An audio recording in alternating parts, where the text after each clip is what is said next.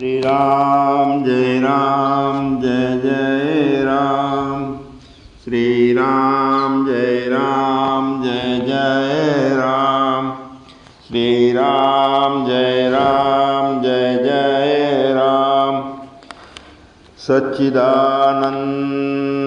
भगवाननी जय। ज्ञान सभाમાં સારી રીતે જ્ઞાનનો પ્રભાવ પડે છે, જે આપણા જ્ઞાન સભાના સાધકોનું પરિણામ છે તે બતાવે છે.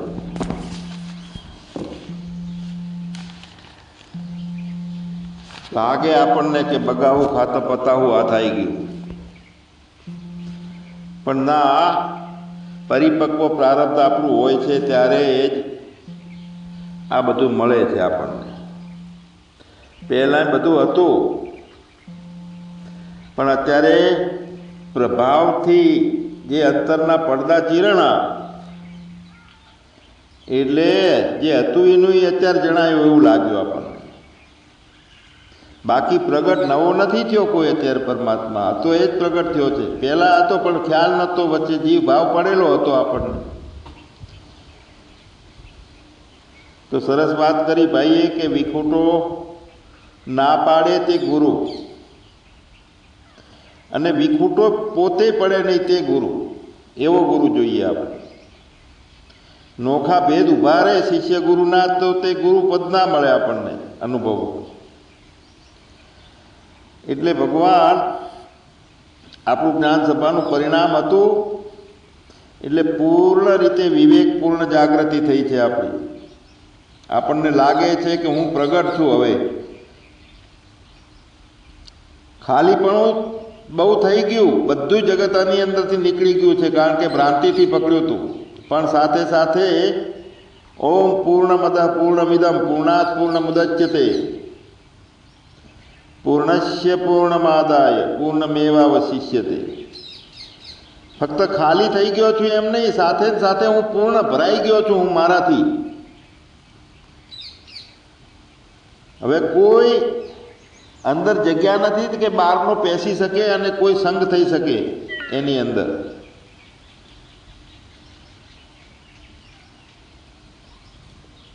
જુઓ ભાઈએ સરસ અનુભવ કીધો કે બધા બોલે તો પણ બોલનારો એક જ દેખાય છે. હવે નોખા નોખે મોઢેથી બોલાતું હોય ને, તો હવે એવું દર્શન ચાલુ થઈ ગયું છે કે બોલનારો એક જ છે, એવું અનુભવાય છે. ખબર નથી કે હું અમાપ છું. 5.5 ફૂટનો મેં મને ચિતરેલો હતો, એટલે બધા નોખા નોખા દેખાતા હતા. પણ આપણે કેવડા છીએ, અમાપ છીએ, ભરપૂર છીએ. તો અત્યારે વ્યવહાર દશામાં પણ એવું જ દેખાય છે, આપણને જણાય છે તત્વરૂપે જેમ છે એમ બધું. બીજો હતો અને બીજું હતું એ દેખાતું હતું નોખાપણું, પણ જ્ઞાન સભાનું આ પરિણામ છે કે હવે બીજો કોઈ નથી ને બીજું કાંઈ નથી. મેરે અપને સિવા કુછ ના. વિવેકમાં પણ સાધના કઈ કરીએ તો સાચું, કઈ કરીએ તો ખરાબ સાધના, એ બધું ગયું. સાચી સાધના કઈ, જૂઠી કઈ, કેવી રીતે કરવી ને કેવી રીતે ના કરવું, તો જેમ છે એમ બધું પોતે પોતાને જાણી લીધો. એટલે બધું જણાઈ ગયું કે સાચા ખોટું કાંઈ નથી, જો કા ત્યો ભરપૂર. તો કેમ થયું? હોવાપણામાં દ્રષ્ટિ આવી આપણી. એકમ નિત્યમ વિમલમ અચલમ, જે એક હતો એની અંદર આવીને ચેતના ઠરી ગઈ કે હવે નોખું કોઈ જણાતું નથી, એક જ રમે છે બધે. તો આવી એક દ્રઢતા થઈ ગઈ આપણને. અને જ્યાં જોવું ત્યાં તને ભાળું, એટલે સાકાર રૂપે બધે સ્થળમાં, થલમાં, જંગમમાં, સ્થાવરમાં બધે પરમાત્માનું દર્શન ચાલુ થયું. આ જ્ઞાન સભાનું મોટામાં મોટું પરિણામ છે આપણું.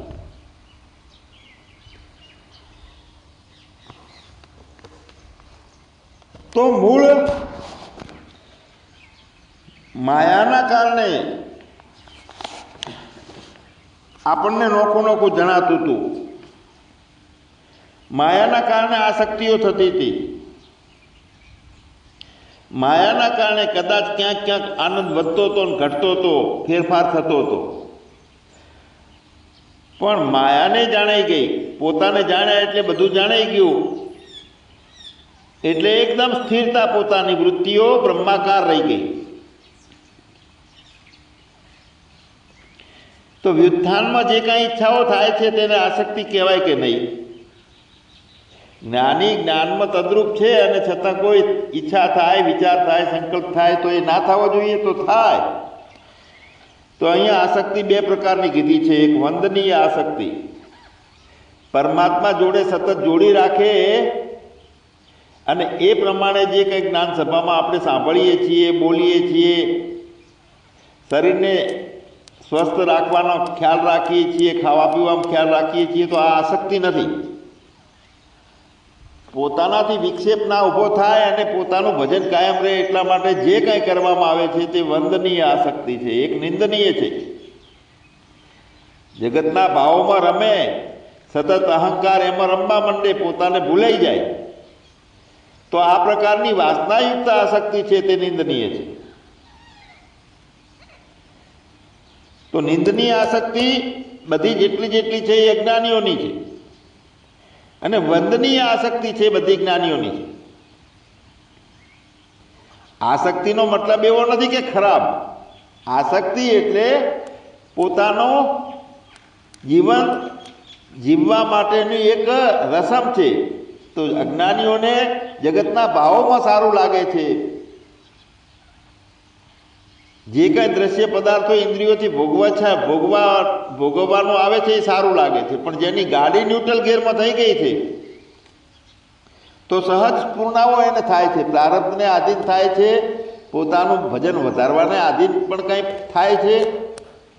પણ જે થાય છે એ આપણે બુદ્ધિ નહીં દોડાવતા એ પ્રમાણે કરવું, કારણ કે એ આસક્તિ નથી પણ વંદનીય આસક્તિ હોઈ શકે છે. કારણ કયું હશે એ પાછળથી ખબર પડે, પણ જે સ્ફૂર્ણા થઈ કે જે શુદ્ધ ભાવથી પોતાના જ્ઞાનના ભાવમાંથી સ્ફૂર્ણા થાય છે એ બધી આસક્તિ નથી. જોડાણ પરમાત્માનું કરવા માટે જેને વ્યુત્થાન આપણે કહીએ છીએ તો તે વંદનીય આસક્તિ છે.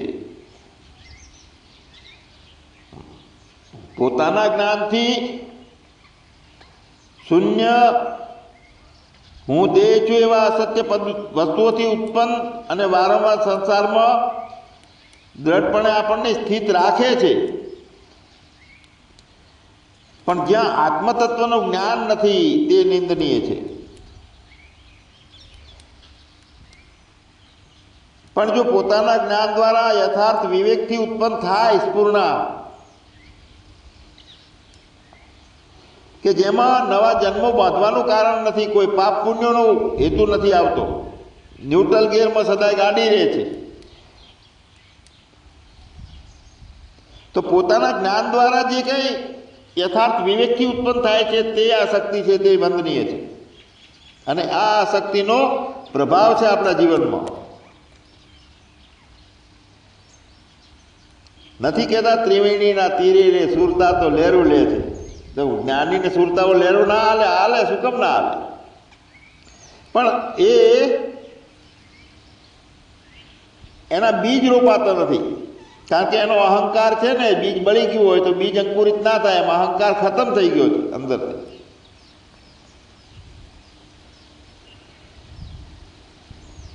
અધ્યાત્મ જ્ઞાનથી જોડાઈને જે રહે છે, ભલે તે મુક્ત પુરુષ હોય, સિદ્ધ પુરુષ હોય કે વિજ્ઞાની હોય કે કોઈ પણ ક્ષેત્રનો વ્યક્તિ હોય,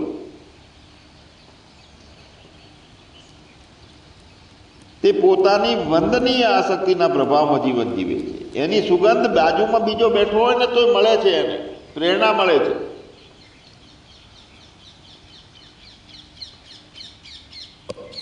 અધ્યાત્મ પ્રેમી તત્વજ્ઞ મહાત્માઓ જે જન્મ મૃત્યુ રહી, આ શરીર એક મશીન છે અને શરીરની અંદર જેટલી ઇન્દ્રિયો છે એ બધા એના પાર્ટો છે મશીનના. તો તત્વજ્ઞ હોય તો એને શરીર ધારણ કરવાનું આવે છે. યંત્રને, અને મશીનની જેમ શરીરનું કામ કરે છે મશીનની જેમ, પણ હું કરતો નથી એ ભાવ કાયમ રહે છે. તો એ જે યથાર્થ આપણી આસક્તિ છે, વંદનીય આસક્તિ છે, એનું એક બળ છે.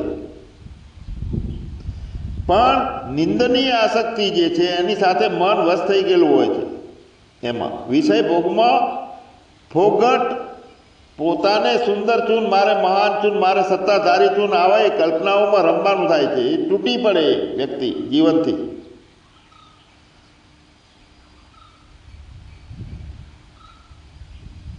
નિંદનીય આસક્તિના પ્રભાવથી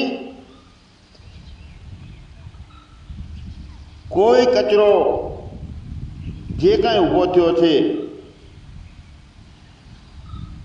એ નિંદનીય આસક્તિના પ્રભાવમાં વધે જાય છે, અજ્ઞાન વધે જાય છે. જુઓ, આ બ્રહ્માંડ કેટલું વિસ્તાર પામ્યું છે, સતત સ્ફૂર્ણાઓ થઈ છે, અને એ પ્રમાણે જગત બનાવી જાય છે મન. એમાં દેવતાઓ પણ આવે છે, પૃથ્વી પરના મનુષ્યો છે, પાતાળના નાગો છે, અસુરો છે, આ બધાય છે, અસંખ્ય પ્રાણીઓ જેમ નદીના તરંગની જેમ જન્મે છે, મરે છે, પડે છે, અને પટકાય છે, ઉઠે છે.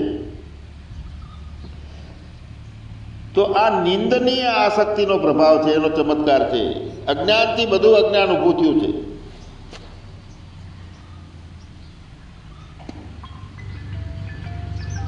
પણ જે આ સંસાર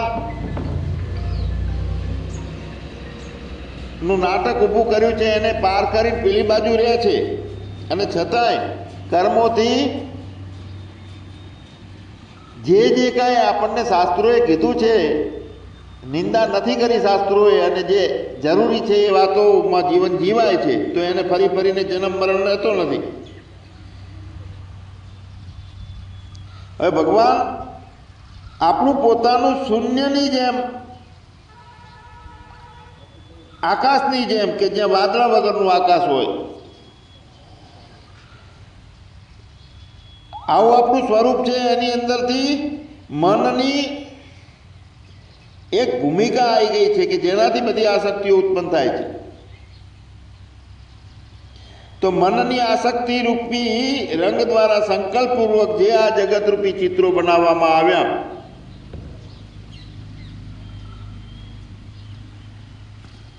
તો પૂર્ણ જ્ઞાન સભામાં વિવેક પ્રાપ્ત થયો છે, તો એ કદી એ સત્ય હોઈ શકતા નથી.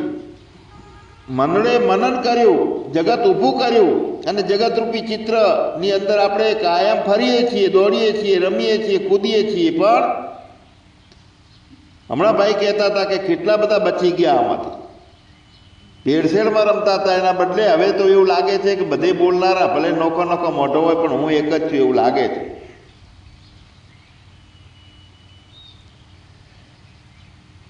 આપણે પોતે સંસારમાં આસક્તિની સાથે મનથી વ્યવહાર કરતા હતા, અને આપણા પોતાના શરીરોને, ચિંતાઓને બળતરાઓ કરી અને પોતે બળીને મરતા હતા કાયમ માટે, કે હવે મજા નથી આવતી જીવનમાં. તો કોણે કર્યું આ? આપણા અજ્ઞાને. અગ્નિની ઝાડ જે છે એ તણખલાઓને ભસ્મ કરી નાખે છે, એવી રીતે આપણા આખા જીવનને આપણે નષ્ટ કરી નાખ્યું. સતત ભય, આક્રંદ અને હું દેહ ભાવ, એમાં પાપો અને પુણ્યો પાછું વધારે જતા હતા. એના બદલે શુદ્ધ બુદ્ધ, શાંત, અવિક્રિય, સનાતન આપણી પોતાની દશામાં આવે છીએ.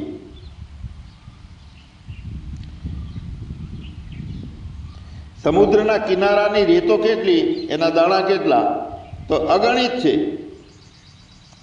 ગણી શકાય નહીં. એ પ્રમાણે જ્યાં સુધી બુદ્ધિ આપણા વિષયોમાં આસક્તિ હતી બુદ્ધિને, તો આસક્તિનું કારણ એ હતું કે હું દેહ છું, એ સંસ્કાર હતો. તો આવા કેટલા લોકો હતા, કેટલા પ્રાણીઓ હતા, તો નદીના રેતની જેમ અગણિત બધા.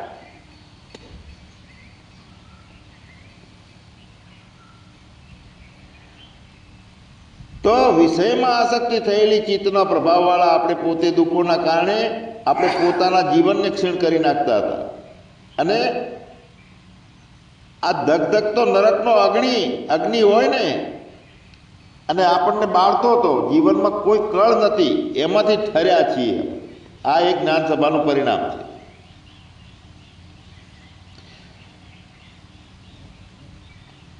જેટલા જેટલા દુઃખો જેની પાસે જઈને બેસીએ છીએ તો તરત એમના દુઃખોનો અનુભવ થાય છે, રોવે છે બધા.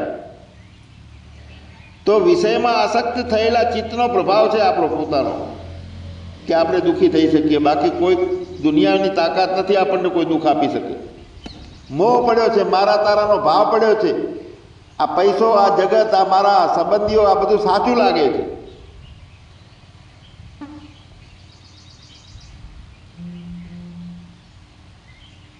નદીઓ બધીએ અનેક હજારો લાખો નદીઓ એક સમુદ્ર તરફ દોડે છે. એ પ્રમાણે આપણે બધી દુઃખની પરંપરાઓ અને વિષયની આસક્તિવાળા ચિત્ત આપણા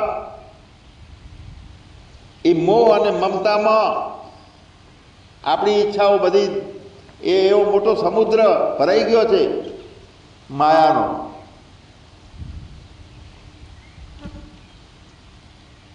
જે વાસ્તવિકતામાં અત્યારે અનુભવીએ છીએ કે કોઈ આસક્તિ મનમાં નથી. હવે શૂન્ય જેવું લાગે છે, કોઈ અનેક જેવું લાગતું નથી, એક જેવું લાગે છે. તો કેમ હવે એક લાગવા માંડ્યું? હતું તો આનું આ બધું પહેલા પણ.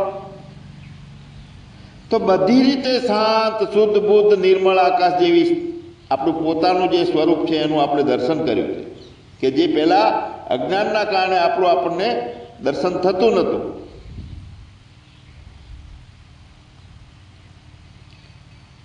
એટલે જેણે પોતાની કલ્યાણની ઈચ્છાવાળા વિવેકી સાધક અત્યારે બધે સ્થિર રહીને, બધાની સાથે રહીને, બધા વિહિત કર્મો કરતા રહીને પણ પોતાના મનની અનાસક્તિ અને ક્ષમતા આપણે જાળવી રાખીએ છીએ. વ્યવહાર કાળમાં આપણને ખબર પડે છે કે હવે ક્યાંય આપણે દુઃખી થતા નથી અને ભૂલથી પોતાને છોડતા નથી અને બીજું પહેવા દેતા નથી. એની અંદર કોઈ પણ કાર્ય કરતા પણ નથી ચિંતાઓમાં પડતા, નથી જગતના પદાર્થોમાં. મારાથી બીજું કાંઈ છે એવું લાગતું જ નથી. આકાશ હોય, પાતાળ હોય, પૃથ્વી હોય, દસે દેશાઓ હોય, લત્તા વેલ હોય, કે વિશાળ વિષય ભોગોમાં, ઇન્દ્રિયોની વૃત્તિઓ, અંતઃકરણમાં, પ્રાણમાં, કે પોતાના શરીરના કોઈ પણ અંગમાં, ભલે નાસિકાના અગ્ર ભાગમાં રહીએ કે તાલુ ભાગમાં સુરતાને રાખીએ કે આંખની પૂતળીમાં રાખીએ, આપણે પોતે અંધકારમાં હોઈએ કે પ્રકાશમાં હોઈએ, આકાશમાં હોઈએ કે હૃદયના આકાશમાં હોઈએ, જાગ્રતમાં હોઈએ, સ્વપ્નમાં હોઈએ કે સુષુપ્તિમાં હોઈએ, શુદ્ધ સત્વગુણમાં હોઈએ કે મિશ્રિતમાં હોઈએ, તમોગુણમાં હોઈએ કે રજોગુણમાં હોઈએ, કે ત્રિગુણાત્મક પદાર્થોમાં હોઈએ, ચલ અચલ પદાર્થોમાં હોઈએ કે આદિ અંત અને મધ્યની સૃષ્ટિમાં આપણે હોઈએ, દૂરમાં દૂર હોઈએ કે નજીકમાં નજીક હોઈએ, નામ રૂપ અને ગુણોની સાથે હોઈએ કે ગુણની વગર હોઈએ, પોતાનામાં હોઈએ, શબ્દમાં, સ્પર્શમાં, રૂપમાં હોઈએ કે વિષયોમાં અજ્ઞાનથી ઊભી થયેલી આપણી આનંદવાળી ભૂમિકામાં હોઈએ, આવતા જતા હોઈએ કે સ્થિર હોઈએ, કોઈ દિવસે, કોઈ મહિનામાં, કોઈ વર્ષમાં કે કોઈ યુગમાં કે કોઈ કલ્પમાં હોઈએ કે ના હોઈએ, પણ ક્યાંય હવે આસક્તિ થતી નથી. બધામાંથી ઉપરાંત એક સાધે તો સબ સધે, સબ સાધે સબ જાય. પોતાની અંદર સમાઈ ગયા એટલે બાકી બધામાં હોવા છતાંય ક્યાંય નથી, કરવા છતાંય અકર્તા છીએ, ખાતા છતાંય કાંઈ ખાધું નથી, પ્રાણ ખાય છે. એટલે તમામ દ્રશ્ય પદાર્થોમાં અનાસક્ત રહી અને જળ દ્રશ્ય જગતના આશ્રય એવા નિત્ય પોતાના સ્વરૂપમાં પરમાત્મામાં પોતે વિશ્રામ પામી અને મોજો કરીએ છીએ. એવી છે આપણા જ્ઞાન સભાનું પરિણામ. સચ્ચિદાનંદ ભગવાનની જય.